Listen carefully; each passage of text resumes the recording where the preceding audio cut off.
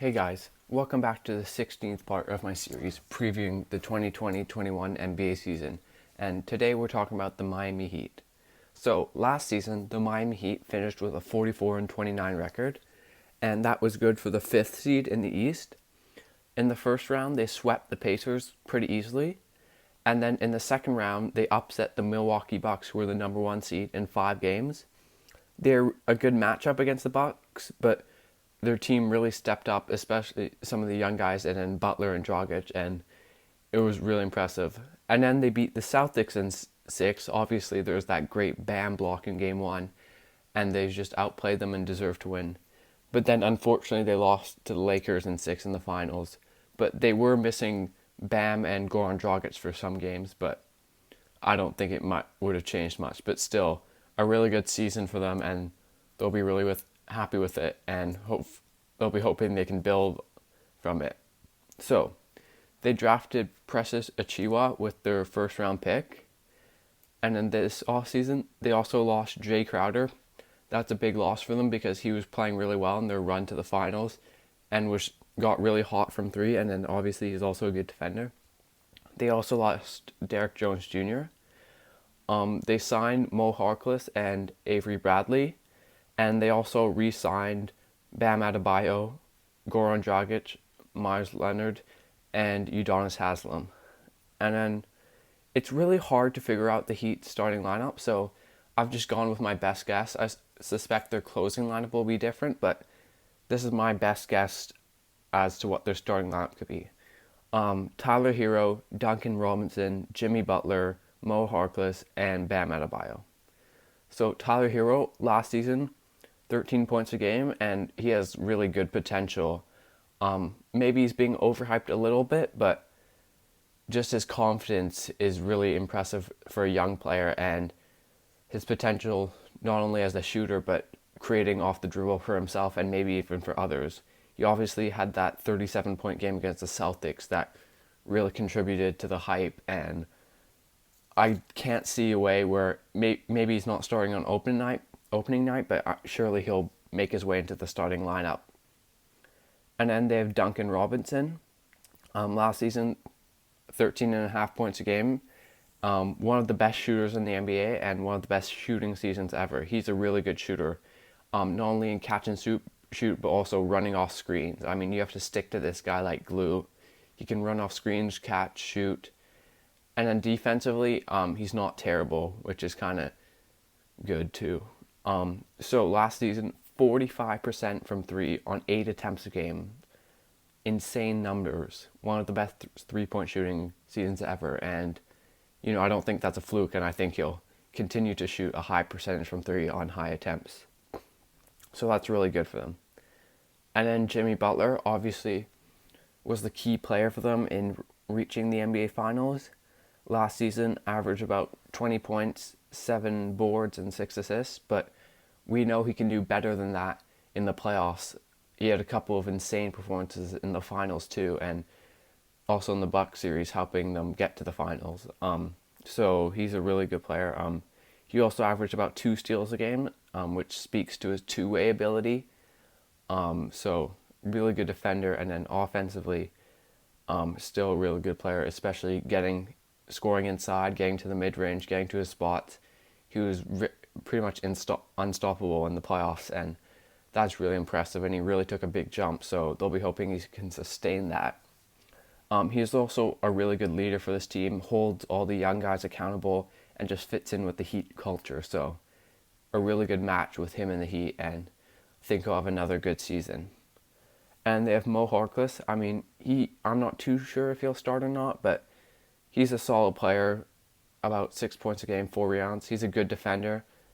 His 3-point shot is a bit shaky, but if he can get that dropping, then he'll be a good 3-and-D guy for the starting lineup. And then they have Bam Adebayo. Last season, Bam, 16 points, 10 rebounds, and 5 assists.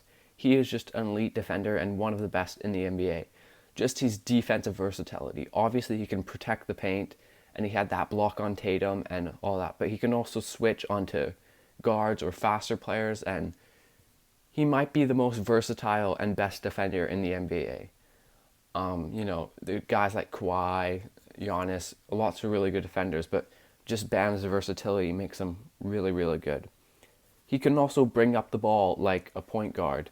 So, well, maybe not as good as a point guard, but he's comfortable with the handle. Obviously, him and Duncan Robinson have those insane dribble handoffs where Bam can fake the dribble handoff and take it to the rim, where he's a good finisher inside.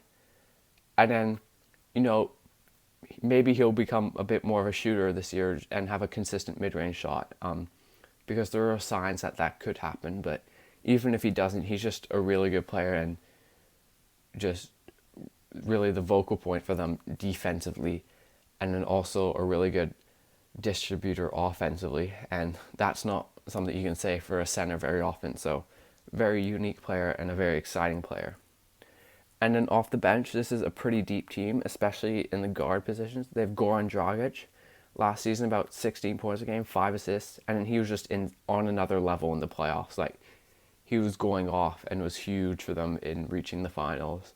And then he got injured in the finals, so that was disappointing. And I'm sure he will have wanted to play more in the finals, but still really good. He is getting older, so maybe a bit less production in the regular season, saving himself for the playoffs, and I'm sure that'll be okay because, you know, you really want him for the playoffs healthy, so we'll see. But he played really well last season, especially in the playoffs.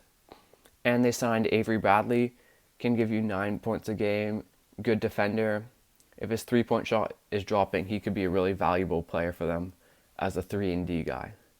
And they have Kendrick Nunn, who kind of fell out of favor in the bubble, but during the regular season is averaging 15 points a game, so he's a really good scorer, and we'll see if he can work his way back into maybe even becoming a starter, because he was a starter for a lot last season. So we'll see about that, but I'm not too sure. I mean, if you look at the competition ahead of him, and Dragic, Bradley, Hero, and Robinson, they've really good backcourt players. And they have Iguodala, who's just a solid player with his defense and his experience. He's also a guy that they'll be looking to save for the playoffs, and he was really instrumental for them on the playoffs, just being a cool head and playing defense. And then their backup front guard's a bit suspect. They have Kelly Olynyk. I mean, he's all right. Can give you about 8 points a game, can shoot a bit, not very good defensively. They have the rookie, Precious Achiuwa. I don't know how much he's going to play. The Heat do tend to trust their rookies, but we'll just have to wait and see on him. And then Leonard, who is a good energy guy. You can see him in the bubble just cheering his teammates on, and I'm sure that's really helpful for the team. And he can also give you good energy if he comes on for a few minutes, or he was starting a bit last season, boxing out, letting Bam get the rebound, that type of thing, and he'll be solid for them. So, some of the positives for this team is just the team culture. Like, you feel like everyone gets along well together, and I think that's what allowed them to just thrive in the bubble, and it's what I think will allow them to continue to thrive. Without fans, you can tell that this team is going to be up for it, and Jimmy's not going to let them get he's not going to let them become complacent, and he's going to force them to give 100% every game, so that's really positive. And then they have the playoff experience from last season, obviously getting to the finals, no small feat, and that was great for especially the young guys. Hero, you see how much his stock has gone up, Robinson, but also Butler, Adebayo, Dragic, showing that they're able to do it. If we look at a crunch time lineup, I think it could be Dragic, Hero, Robinson, Butler, Adebayo. I mean, that's maybe a bit suspect defensively, but you do have Butler and Adebayo, and then just the shooting with Dragic, Hero, and Robinson, playmaking Dragic and Butler, and then just having Bam makes every lineup great. And another positive is I think this will be a really good defensive team. I talked about Bam's defensive ability. Butler's a good defender, Iguodala's a good defender, and then Hero and Robinson are passable. And Harkless can be a good defender, so I think they're going to be a good defensive team. And the playoff experience really helped them, especially for the young guys. Some of the negatives, they have some shaky shooters like in Harkless. Butler's not a great 3-point shooter. Bam's not really a 3-point shooter. So they do have Robinson, which helps a lot, but they could be in a bit of trouble if Bradley and Harkless' shots aren't falling. And then I don't think they're an elite offense. I think they're a good offense, but they just don't have that elite offensive score like a KD or someone like that. So still going to be a good offensive team, but maybe not a great offensive team. As for where I can think they can finish, I feel like this team is more built for the playoffs than the regular season, but I still think they're going to have a good regular season. So I'm going to say they're going to be the 4th seed in the East. Anyways, thanks for watching, guys.